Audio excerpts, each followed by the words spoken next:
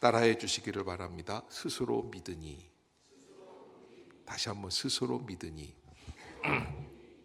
그래서 오늘 로마서 2장 20절까지 읽었는데, 이 스스로 믿는다, 이게 이제 자기 스스로 셀프 이거 학습을 스스로 학습 이런 거 있지 않습니까? 그런데 그런 건 참 좋은 일이죠. 자기 스스로 배워나가니까. 근데 이 오늘 이 본문은 스스로 믿는다는 것은 하나님은 잘 모르는데 내가 스스로 하나님 자녀라고 그러는 거예요. 그게 뭐냐면 하나님이 배제된 믿음이다. 믿음이란 어떤 거예요? 쌍방이 진정으로 소통해야지만 되는 거예요. 누구하고 누가? 나하고 하나님과의 관계. 때로는 그런 분들도 있어요. 짝사랑이 진짜 완벽한 사랑이라고. 모든 걸 다 줘도 아깝지 않고 그 사람만을 진실되게 사랑한다고 하는데 약간 정신병입니다. 왜냐하면 짝사랑은, 사랑이라는 거는 교감이 돼야지 돼요. 서로가 좋아야죠. 옆에 사람 보세요. 혹시 저를 짝사랑하시나요? 그냥 일방적인 거에 너무 무서운 거예요. 그래서 믿음도, 이거 지금 바울이 계속해서 로마서 1장부터 시작해서 율법주의자들, 바리새인들, 특별히 자기들이 습관적으로 신앙을 하고 있지만, 신앙생활을 하지만 그러나 정말 감격을 잃어버린 사람들, 그런 사람들을 위해서 계속 공격하는 거죠. 그렇게 살지 말아라. 진정한 믿음의 신앙이 여기에 있다. 복음에 대해서 말씀해 주시면서 소개를 하고 계시는 것을 보게 됩니다. 저는 오늘 설교를 시작하면서 이런 사람을 하나 소개하고 싶은데, 세상에서 이 사람이 가장 불행한 사람 중에 한 사람이라는 거예요. 1928년생 5월 13일생인데요. 스티븐 비게라라고 하는 잉글랜드 출신 사람인데, 그의 삶이 축구선수예요. 파란만장한 인생 이야기가 있어요. 15살 때 아스날이라고, 여러분 아스날 알죠? 박지성이 있었던 클럽의 유소년으로 선수로 발탁이 된다고 합니다. 이게 엄청나게 좋은 거죠. 근데 그의 나이 20살 때 팀에서는 없어서는 안 될 큰 대형 스타가 되어요. 그런데요, 그때부터예요. 그렇게 스포츠 스타가 되어가지고 막 활동을 하는데, 21살 때는 부모님이 돌아가시고, 22살 때는 갈비뼈가 골절이 되고, 23살 때는 벼락을 맞고, 25살 때는 다시 재기를 하고, 26살 때는 결혼을 하게 되고, 27살 때는 곧바로 이혼을 하고, 28살 때는 형제가 죽고, 29살 때는 빚보증을 잘못 써서 쫄딱 망하고, 30살 때 폐암 진단을 받아요. 31살 때 폐암이 또 완치가 돼요. 기적이잖아요. 32살 때 축구선수로 복귀를 해요. 그런데요, 33살 때 계단에서 굴러서 머리 두개골이 깨져요. 34살 때는요, 왼쪽 손목에 총을 맞고, 36살 때 막바지 선수 생활 중에 인대가 끊어집니다. 38살 때 억지로 은퇴를 하고, 39살 때 팀에서 받아줘가지고 코치로 들어가게 되고, 근데 40살 때 30살 때 폐암 진단을 받았는데 40살 때 다시 재발이 됩니다. 44살 때 기적적으로 폐암이 또 완치가 됩니다. 4년 만에. 45살 때는 감독 생활을 하기 시작하고, 46살 때 식중독으로 죽을 뻔하고, 47살 때는 두 번째 벼락을 맞습니다. 세상에, 여기 여러분 살면서 벼락 맞아본 분 계세요? 한 번 맞기도 힘든데 이 사람은 두 번이나 맞아요. 더한 거는 48살 때 집에 도둑이 들어서 3천만 달러짜리 보물을 뺏기는데, 뭐 얼마인지 잘 모르니까 한 400억 된다는 거예요. 400억. 49살 때 집에 큰 불이 나고, 50살 때는 감독직에서 해고를 당하고, 51살은 아주 극단적입니다. 노숙자로 전락을 해요.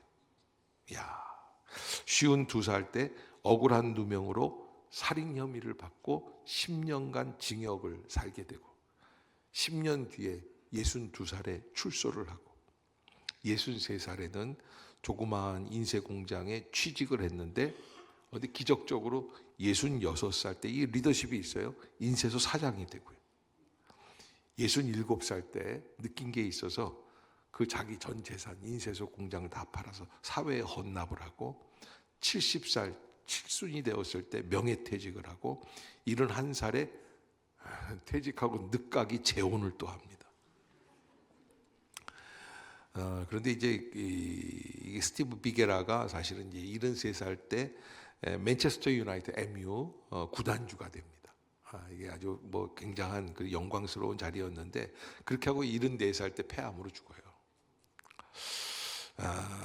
뭐 남의 인생을 갖고 뭐라고 얘기하긴 뭐하지만 야, 이런 사람이 있을까?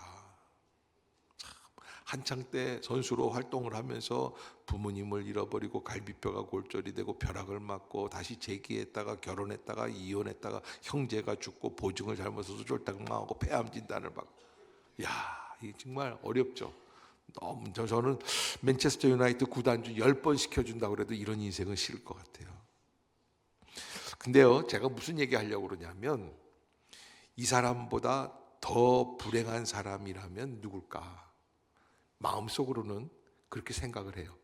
천국이 있는 것 같아. 근데 믿지를 못하는, 받아들이지를 못하는 사람. 저는 아마 스티브 비게라보다 더 불행한 사람이 그 사람이 아닐까. 그런데 그보다 조금 더 불행한 사람이 있어요. 어쩌면 우리 중에 있을지 몰라요. 예수를 믿는다고는 해요. 교회는 나와 있어요. 예배는 드려요. 그런데 마음의 감동을 잃어버리고 주님과의 임재를 못 느끼고 예배 때 반응이 없고 감동이 없고 말씀이 흡수되지를 못하고 기도가 하나님께 연락되지 못하고 체험이 없다면 죽어있는 신앙, 더 최고의 불행한 사람이 아닐까. 제가 왜 이런 말씀을 드리냐면 바울이 바로 그런 사람들을 향해서 얘기하는 거예요. 습관적인 신앙에 있다는 거예요. 17절에 오늘 본문이 이렇게 시작을 하죠. 유대인이라 불리는 내가. 여러분, 유대인이라고 하는 것은 유다라고 하는 것은 야곱의 네 번째 아들로서 여호와를 찬양하라 라고 하는 이런 귀한 이름을 갖고 있고 이스라엘의 역대 왕들을 품고 있는 가문입니다. 가문 중에 가문. 그게 나중에 다 바벨론으로 흩어져고 아수르 포로로 잡혀가고 그러면서 다 12지파 중에 다 망했는데 어느 지파만 남은 거예요? 유다 지파가 남은 거예요. 이스라엘 대표. 그래서 이스라엘 사람들을 아예 뭐라고 그래요? 유대인이라고 하는 거예요. 유대인이라고 있는 것 자체가 너무나 자기들 나름대로 자긍심이 있어요. 내가 율법을 의지하며 하나님을 자랑하며 그런데 율법의 교훈을 받아 하나님의 뜻을 알고 지극히 선한 것을 분간하며. 여러분, 여기까지 참 좋습니다. 맹인의 길을 인도하는 자요 어둠 가운데 있는 자의 빛이요. 다 좋죠. 그런데요 이렇게 돼 있어요. 20절을 보면 20절 한번 같이 읽어볼까요? 시작. 율법에 있는 지식과 진리의 모본을 가진 자로서 어리석은 자의 교사요 어린아이의 선생이라고. 문제가 스스로 믿는다는 거예요. 하나님은 인정을 안 해주세요. 하나님은 외면하지. 하나님과는 상관없이. 그러니까 그런 신앙생활을 하다 보면 어떤 일들이 벌어지냐면 마음에 진정한 기쁨이 사라져요. 진정한 은혜가 사라져요. 그리고 표정이 없어요. 언젠가 한 번은 홍콩을 갔는데 이제 중국으로 이제 이렇게 넘어간 다음에 홍콩을 갔는데 저는 깜짝 놀랐어요. 홍콩 그러면 뭐 진짜 우리가 기분 좋을 때 홍콩 가는 것 같은 기분이라고 뭐 죄송합니다. 그런데 그렇게 정말 환상적으로 좋을 것 같았는데 가보니까 사람들 표정이 다 굳어 있어요. 오히려 중국에서 관광 온 관광객들 얼굴이 훨씬 더 밝더라고요. 왜 그랬냐니까 나라가 망하고 우리가 중국화가 돼가지고 했는데 뭐가 좋은 일이? 애들까지도 인상 팍 쓰고 다니는 거예요. 희망이 없어요.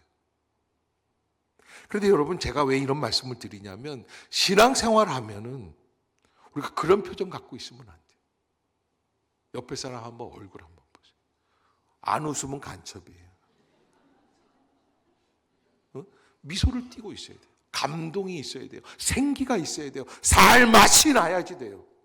내가 이 자리에 나와 있다는 것이 은혜가 돼야 돼요. 감동이 있어야죠. 신혼여행, 이게 뭐 한 35년 전에 신혼여행 갔는데,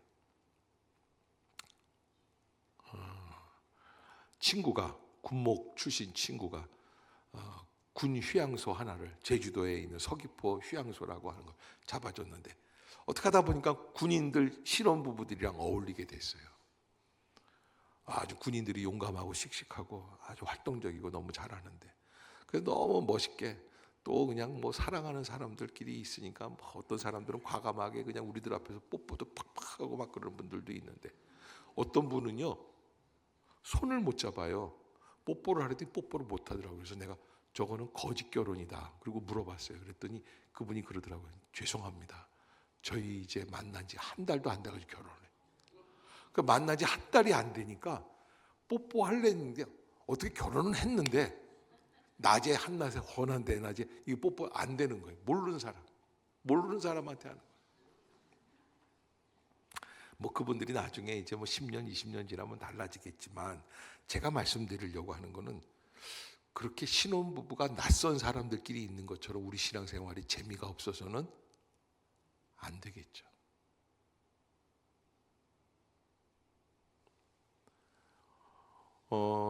그 낯선 사람들처럼 살아가는 분들 중에 제가 무학교에 있을 때인데, 여전도회가 이제 교회 안에 한 7, 80개 돼요. 여전도회가. 각 여전도회에서 뭘 하냐면, 이제 매주 둘째 주, 셋째 주 뭐 이럴 때 회비를 걷어요. 그러면 회비 걷을 때 보면 볼만합니다. 지금은 안 그럴 거예요. 근데 과거에 이제 한 30년 전에 어떻게 했냐면, 그 등나무가 있는 그 정원이 있는데 거기다가 의자를 쫙, 그 책상을 쫙, 마치 세무서의 세리들처럼 쫙 앉아가지고서는 세금을 받아내는 것처럼 회비를 받아요. 김 지사님 10,000원씩 받는데 뭐 그렇게 대단하게 그냥 뭐 냈냐 안 냈냐 뭐, 그래서 여자분들도 대단하잖아요. 10,000원에 목숨 걸고 막 싸우고 그러고. 근데 그 5번 예배를 드려요. 예배가 주일 예배가 1부, 2부, 3부, 4부, 5부 해가지고 7시부터 해서 2시까지 예배를 드리는데, 5번을 드리는데, 제가 한번 가서 물어봐요. 오늘 예배 안 드린 사람, 어머 예배 까먹었네. 뭐 받느라고? 그놈의 회비 얼마짜리예요? 그래야 10,000원짜리예요. 정말 중요한 순간이 있다면 놓치겠어요? 정말 꿈에도 못 잊을 사람이라면 놓치겠어요? 그래서 여러분, 습관적인 신앙, 형식적인 외관적인 신앙이 무서워요. 자기도 모르게 서서히 어떻게 됩니까? 멀어져 가는 거예요. 그리고 자기가 마치 신앙생활 잘하는 것처럼 익숙한 예배만 드리는 거예요. 어떻게? 기도하는 척, 찬양하는 척, 말씀을 듣는 척. 말씀을 듣는다는 것은 무엇입니까? 그 말씀을 나의 안에 받아들이는 거예요. 내가 어떻게 살아가야 하는지 내가 한 번 더 점검해 보는 거예요. 나에게 적용시켜 보는 거예요.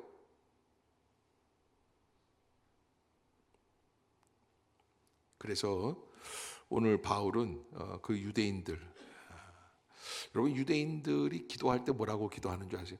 주여 내가 유대인으로 태어나게 해주신 것을 감사합니다.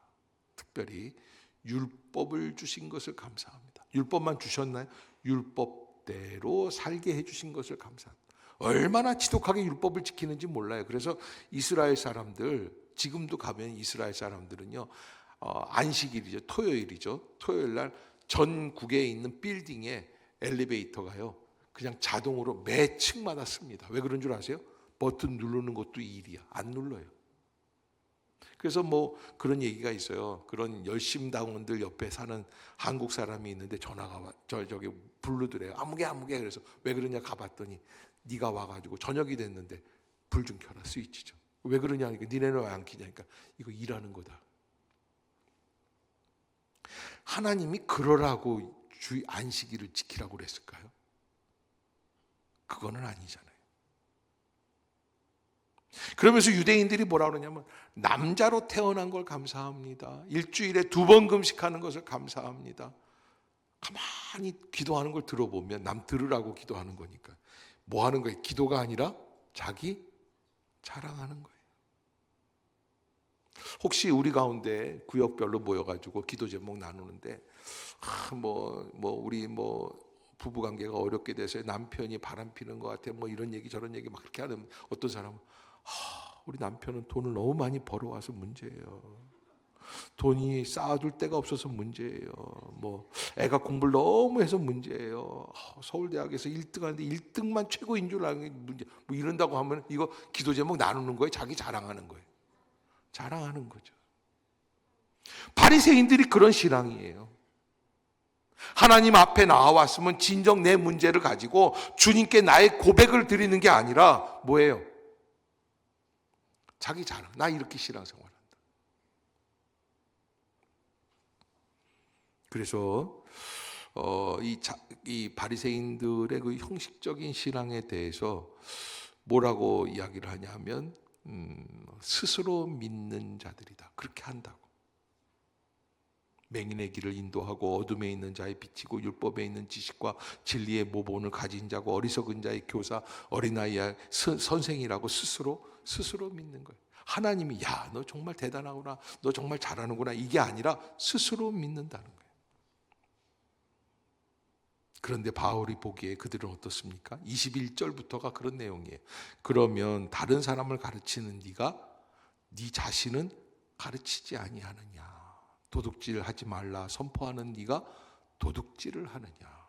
간음하지 말라 말하는 네가 간음하느냐? 우상을 가증히 여기는 네가 신전 물건을 도둑질하느냐?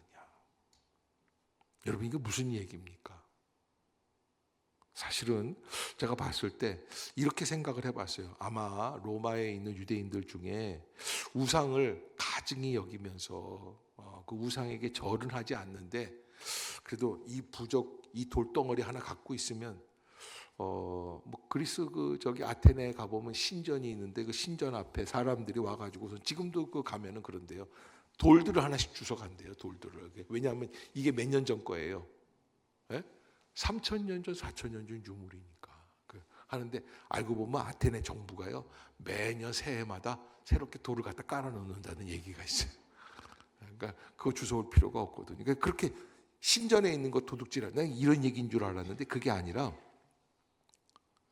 우상에게 절을 안 하지만 우상에게 절을 하는 사람들이 마음속에 갖고 있는 나 돈 잘 벌었으면 좋겠어. 나 요즘 출세했으면 좋겠어. 이런 그런 세상적인 욕심으로 우리도 하나님을 믿는 건 아닌가.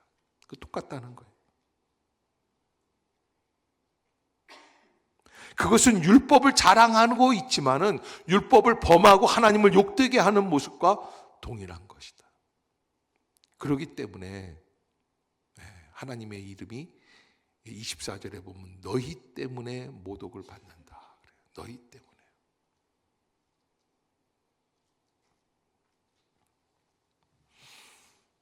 제가 이제 요 지지난 주간까지 해가지고서는 이제 연구하는 논문이 있어서 이제 설문지를 조사를 했는데 기독교인들에 대해서 어떻게 생각하느냐 이런 평판들을 얘기하는데 좋은 얘기하는 사람들이 없어요.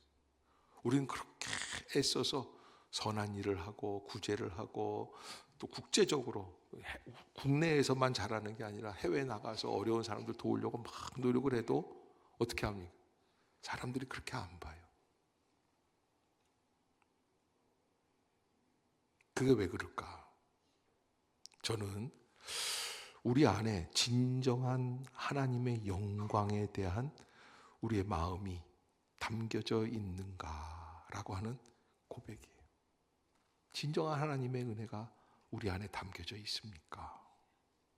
하나님의 임재가 우리 안에 나타납니까?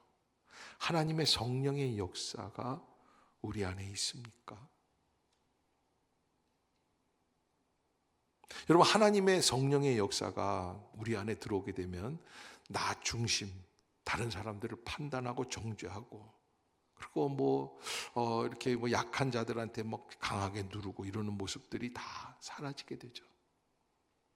한국 교회의 가장 중요한 문제가 뭐냐면 이건 내가 했다. 내가 이렇게 많은 일을 했다. 자기 자랑하고 자기 영광을 나타내려고 하는 습성이 있다는 거예요.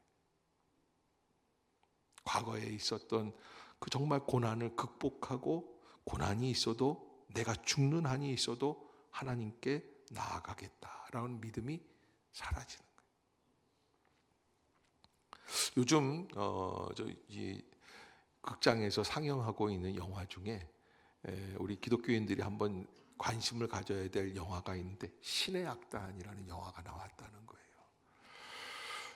그 내용인즉슨 그런 거래요. 국제기구에서 북한한테 구호를 해주려고 그러는데 니네가 공산주의로 국민들의 피를 빨아먹는 집단이 아니고 정말 하나님도 섬길 수 있고 그러는 사람이라고 그걸 증명해내고 교회를 세우고 교회 안에서 부흥회를, 교회만 세워놓으면 가짜 건물만 세워놓을 것 같으니까 부흥회를 한번 해봐라. 근데 부흥회를 하려고 하다 보니까 뭐가 필요해요?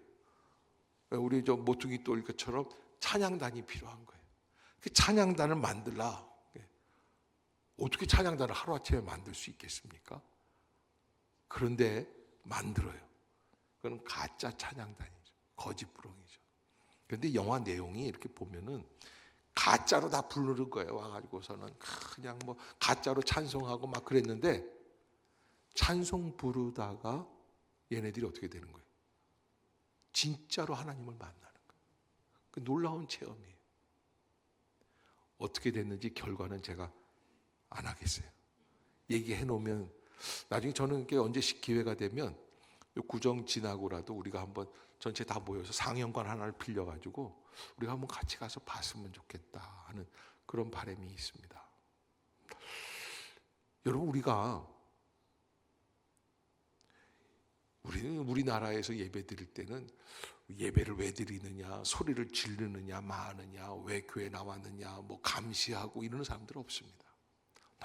너무 편안하게 믿을 수 있습니다. 그런데 그렇게 편안해졌는데 진정 예수 만난 감동은 잃어버린 거예요. 없어진 거예요. 문제가 없어진 게 아니에요. 문제는 있어요.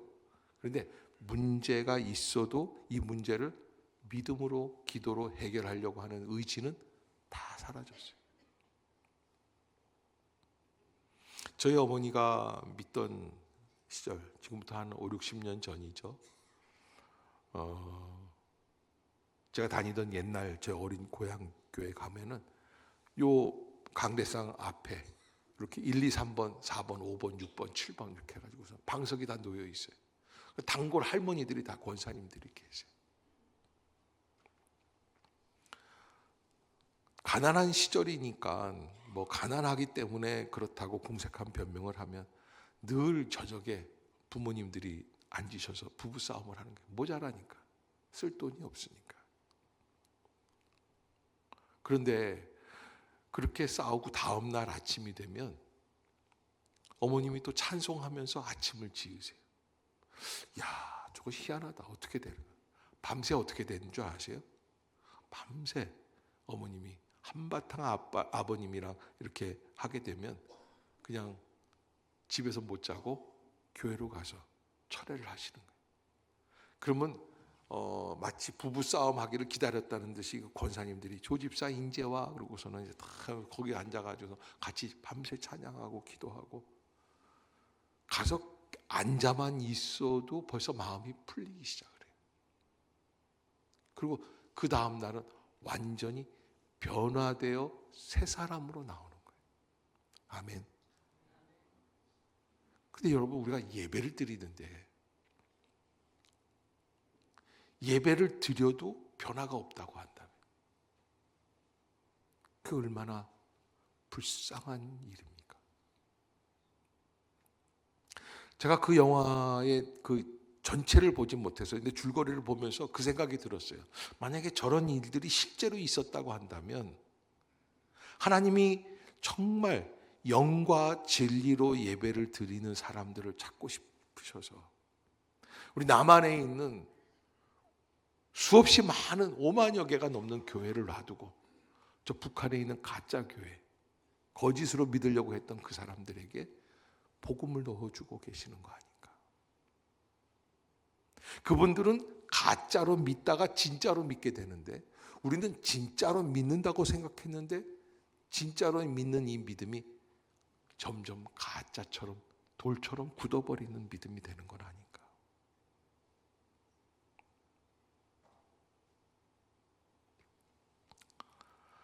기독교 마리아 자매회를 설립했던 바실레야 슐링크 여사라는 분이 계십니다. 그분이 이런 얘기를 했어요. 하나님은 우리 안에 거하시기를 원하십니다. 사시기를 원하신다. 우리 안으로 들어와서 사시기를 원하시는 거예요. 하나님 우리 마음을 당신의 거처로 삼으시길 갈망하십니다. 하지만 우리가 하나님을 사랑하지 않으면 그분은 우리에게 오시지 않습니다. 그러므로 우리는 하나님과 이웃을 향한 사랑을 끊임없이 구하고 그 사랑을 연습해야 합니다. 사랑은 우리를 하나님께로 인도합니다.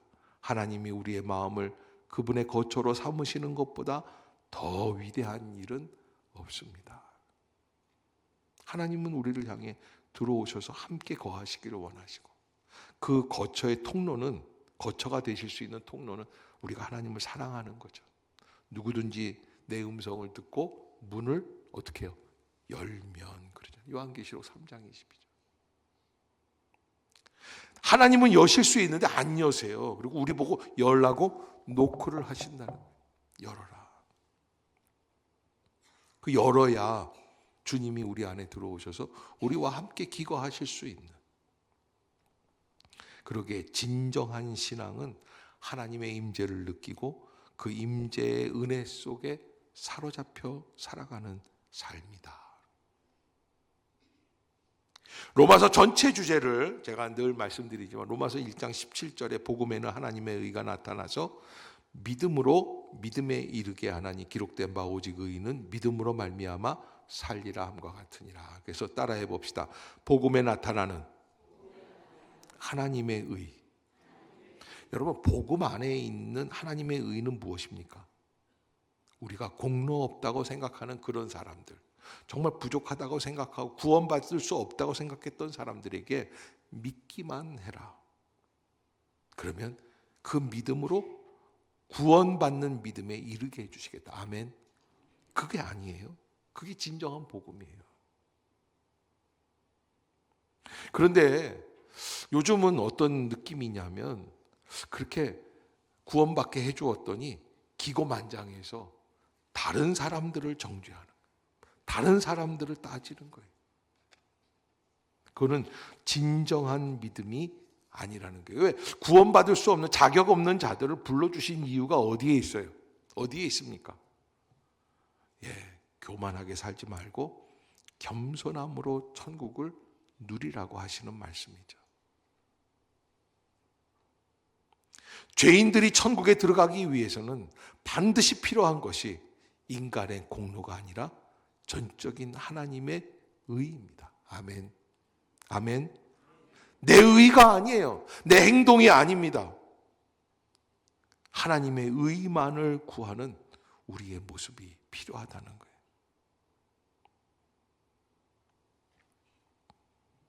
그러기에 우리가 하나님 앞에서 어떻게 살아가야 할까? 요한복음 3장에 보면은 한 전통적 신앙인이 소개되는데, 니고데모라고 하는 사람입니다.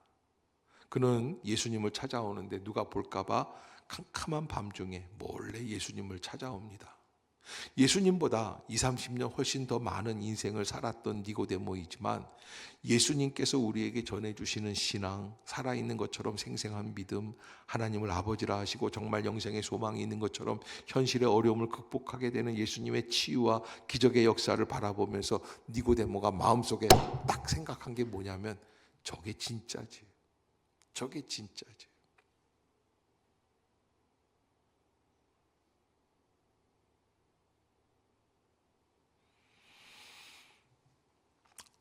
그래서 니고데모가 예수님 앞에 나가서 뭐라고 그러냐면, 랍비여, 우리가 당신은 하나님께로부터 오신 선생인 줄 아나이다. 하나님이 함께 하시지 아니하시면 당신이 행하시는 이 표적을 아무도 할 수 없습니다.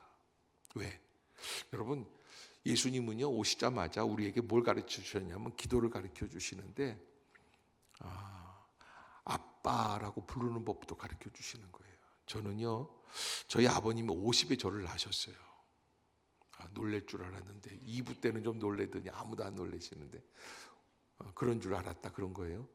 50에 저를 낳으셨기 때문에 저하고 아버지하고 차이가 나이가 50살인데 다른 집에 가보면 아빠를 아빠 그러잖아요. 근데 저는 아빠라고 부르긴 조금 애매해요. 그래서 아버지, 아버님 이렇게 불렀던 일들이 많이 있고, 그렇게 딱딱하게 생활을 하다가 보니까 초등학교 3학년 때 친구 집에 놀러 갔는데 부잣집이었어요. 반찬이 그래도 꽤 있었는데 대여섯 가지가, 멸치 조림이 참 맛있었는데 그런 것도 있었는데 얘가 뭐라 하냐, 밥 안 먹겠대요. 나 밥 안 먹어 막 그러고 떼짱을 부리는 거예요. 그러니까 엄마가 아우 지긋지긋해, 저놈의 새끼 말도 안 듣고, 그러면서 나는 혼날 줄 알았더니 벽장에서 이렇게 열고 김을 꺼내가지고 밥을 이렇게 말아요. 이렇게 상에다 이렇게 놓더니 이걸 들고 다니면서 안 먹어 그러고 까불고 다니는데, 다니면서 아유 먹어 그러니까 한 입도 물어주고 먹어주는 거예요. 난 도대체 이해가 안 가는 표정. 그래서 내가 저녁에 집에 왔는데, 우리 집은 이북 사람이기 때문에 반찬이 별로 없어요. 그래서 밥, 국, 그다음에 김치 이렇게 2가지, 3가지 있으면 다예요. 저하고 엄마하고 이렇게 있는데 내가 뭐 충분히 그 말 할 수 있어요. 나 안 먹어. 우리 어머님이 아우 왜 그래, 아우 먹어야지 그러고서 벽장에서 김을 꺼내시는 게 아니라 가만히 있어요. 이러고 한 5분을 그러고 있으니까 내가 너무 불안한 거예요. 심장병 걸릴 뻔했어요.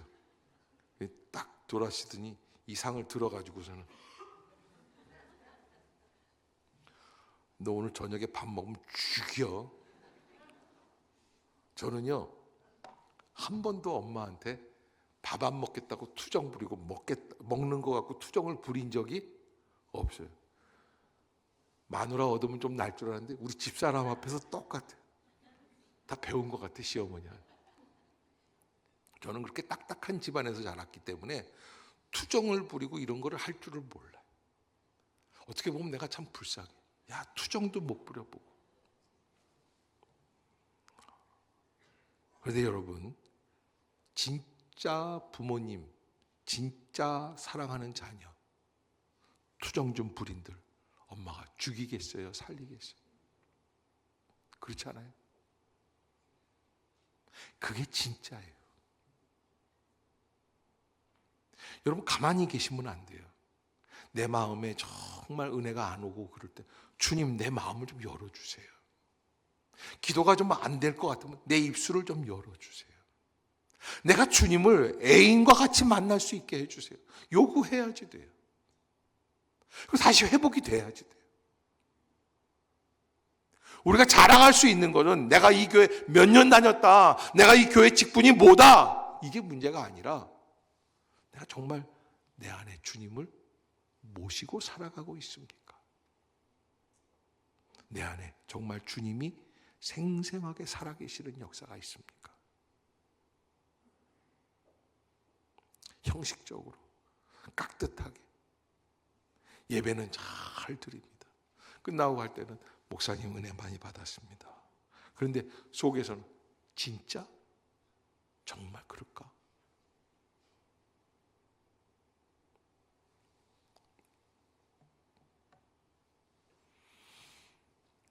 제가 2부 때는 그 설교를 못 해드렸는데, 부목사 있을 때, 무학교에 있을 때인데, 집사님의 남편 되시는 분이, 그 임권사님이라는 분이, 남편이 이제 인천경찰서 서장으로 지내시다가 서울대 법대 나오셨거든요. 이제 행정고시 이제 사법고시 보고서는 서장으로 발령을 나서 이제 서장 보통 직책이 아니에요. 제가 서장의 권한이 뭐 막강하시더라고요. 그러니까 서장을 하시다가 폐암이 걸려서 죽으시는 거예요. 돌아가시는. 마지막 연대 세브란스에 마지막으로 이제 들어오셨는데, 그러니까 이제 마지막이니까 이제 본인도 알죠. 뭐 너무너무 힘들고 기운이 없고 그러니까 임자, 내가 일찍 죽는데 60 간 넘어서 이제 죽는 거거든요. 그러니까 내가 자네한테 뭐 해줄 게 뭐가 있어? 소원이 있으면 다 얘기해봐. 뭐 땅을 뭐 달라고 그러든지 어떻게 뭐 그런 걸 얘기할 줄 알았는데 와이프가 그 얘기를 하는 거예요. 당신 세례받고 하늘나라 갔으면 좋겠다고. 그 소원을 못 들어주겠어요. 그래서 그래 그러면 목사님 모셔와. 그래서 제가 갔어요. 갔는데 이분이 그러는 거예요. 막 세례를 하려고 그러니까 목사님 조금만 더 좀 시간을 주세요. 왜? 제가 서울대학교에 있을 때 불교 학생회 회장했던. 근데 남자 가오가 있지. 불교 학생회 회장했던 사람이 마누라가 그냥 세례 받으라고 살랑살랑 한다고 미안하다고 그래가지고 세례를 확 받고 이러는 거는 모양새가 좀 떨어지는 거 아니에요. 그래서 좀 생각 좀 하고. 그래서 얼마든지 생각하시라고 우리 밖에. 근데 이분이 받겠다고 그러고 다시 들어가세요. 그래서 딱 받으셨어요. 받고 나서 이제 누우시는 거예요. 누우시는 거예요. 그래서 누우시라고. 그랬더니 이분이 누우면서 하는 얘기가 있어요. 그 목사님 기독교가 뭐가 있긴 있어요. 그래서 내가 열받더라고요. 몇 시간 기다려서 세례 주고 이렇게 뉘웃기까지 했는데 뭐가 있긴 당연히 있죠. 영생의 소망이 있고 천국의 하늘나라에 소망과 기적의 은혜가 있습니다. 걱정하지 마요. 하나님 살아계신 하나님이십니다. 그랬더니 아니 제가 좀 뭔가 느낀 게 있어서 뭘 느끼셨냐 그랬더니 이번에 마지막이라는 얘기를 듣고 왔는데 그 병원 이 병실 앞에 까만 양복을 입은 사람이 둘이 이렇게 서 있는데 와이프한테 물어보니까 안 보이는데 자기는 뚜렷하게 보이는 거예요. 서울대 법대 나오신 분이 뚜렷하게 보이는 거예요. 쟤네들이 나를 데려갈 죽음의 사자구나. 그래서 와이프한테 소원을 말해보라고 그러는데 와이프는 세례 받는 거라고 그러고 세례를 받았는데 그래서 받았는데 어떻게 했느냐? 지금 없어졌어요. 이게요. 나중에 이제 한 보름 뒤에 돌아가셨어요. 그분이. 그런데 제가 그때 휴가 때라서 그 장례를 못 치러드렸어요. 잔치 날이었대요. 우리 아빠 이 세상보다 더 비교할 수 없는 천국 같다는 거예요. 아멘. 여러분 죽으려고 한 거 사는 것만 기적이 아니에요. 이 땅 위에서의 소망이 아닌 저 하늘의 소망을 알게 되면 그것만한 기적이 없어요. 모든 친인척 다 와가지고 축하한다 그래요. 서로 감사하고 아이들이 막 울고 기뻐하면서 우리 아빠 이제 천국 갔다고 천국 갔다고. 여러분 우리가 그냥 형식적인 것에 얽매여 가지고 그래서 이 예배를 잘 드려야지 설교 시간에 여러분 아빠가 교회 오면 믿음이 별로 그렇게 크지를 않으니까 이런 설교를 하더라도 제가 얼마나 감동적으로 설교를 해도 좋은 게 당연합니다. 그럴 땐 그냥 자기 놔두세요. 어떤 분들 이렇게 보면은요 서로 싸워 기싸움 하는 거야. 예배가 아니에요. 무슨 레슬링장 같아요. 둘이서 그냥 막 서로 기싸움을 하고 자네만해. 아빠들이 뭐라 그러냐면 목사님 성경에 기록되어 있지 않습니까? 하나님이 사랑하는 자에게 잠을 주신다고 그랬는데 제가 좀 잠 좀 잔다. 자게 놔두세요. 그러나 그 잠이 길어지면 그건 진정한 믿음이 아니에요. 진짜 은혜가 있을 때 살아있는 믿음이 시작이 돼요. 생명력 있는 믿음으로 살게끔 돼 있어요. 믿음이 감사하고 기뻐하고 예배드리는 것이 은혜가 되고 찬양하는 것이 감동이 있고 눈물이 나기 시작을 하고 말씀을 들을 때마다 아멘으로 화답하게 되고 내 심령 안에 그 살아있는 말씀들이 역사하는 것을 체험하게 되고 말씀이 살아서 운동력이 있어 좌우의 날선 어떤 것보다도 예리한 혼과 영감이 관절과 골수를 찔러 쪼개는 역사가 내 심령 안에서 이루어지는 것을 체험하는 것이 진짜 신앙입니다. 교회를 오래 다니다 보면 잘합니다. 오늘 목사님 설교 죽었구만. 오늘 목사님 준비 잘 못했구만. 오늘 성가대 삑살이 났네. 여러분 장로님이 기도하다가 원고가 날아가니까 저게 뭐야? 여러분 그런 거 흉보는 게 믿음이 경력이 쌓이는 게 아니에요. 그러려고 우리가 교회 나온 게 아니에요. 진정한 기쁨으로 돌아오세요. 아멘. 구경꾼이 되지 마세요. 습관적인 신앙, 형식적인 신앙에 젖어 있지 마세요. 바울은 그렇게 말을 합니다. 무릇 표면적 유대인이 유대인이 아니요 표면적 육신의 할례가 아니니라. 따라해 봅시다. 오직 이면적 유대인이 유대인이며 할례는 마음에 할지니 영에 있고 율법 조문에 있지 아니한 것이라. 그래서 바울이 마지막에 이렇게 결론을 내리는데 그 칭찬이 사람에게서가 아니요 다만 하나님에게서니라 그래요. 따라해 봅시다. 그 칭찬이 사람에게서가 아니요 다만 하나님에게서니라. 사람한테 칭찬받으려고 믿지 말라는 거예요.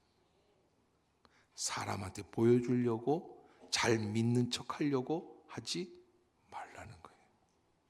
그 칭찬이 사람에게서가 아니요 다만 하나님에게서. 놀라운 은혜가 임할 수 있기를 주의 이름으로 축복합니다. 기도하겠습니다.